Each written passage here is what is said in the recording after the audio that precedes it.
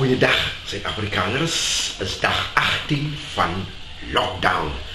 Man, vanoggend het ek opgestaan, baie vrolik. Is baie pragtige oggend hier by ons op die vlakte. En ek het besluit ek gaan vanoggend net spandeer tussen my plante. Ek gaan vanoggend my skerf vat en die oorige takkies wat uithang of bietjie te vinnig gegroei het, gaan ek net 'n bietjie snoei. Baie rustig net tussen my plante en ontspan. Kyk en geniet. Baie dankie.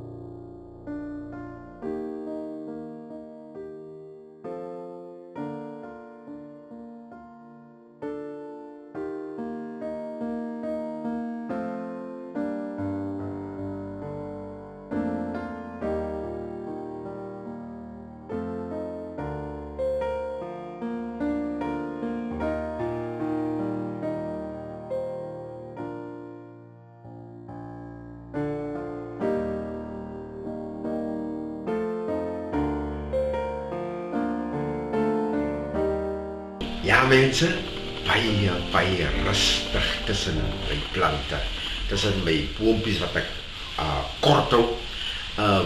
Ek hou hulle nou die afgelope 20 jaar so kort. Jy weet, as amper soos my size bonsai, ek knip hom gereeld en hou hom so kort. En dis wat ek doen met my plante. Dit laat my regtig ontspan wanneer ek deur stres gaan, wanneer ek deur moeilike tye gaan.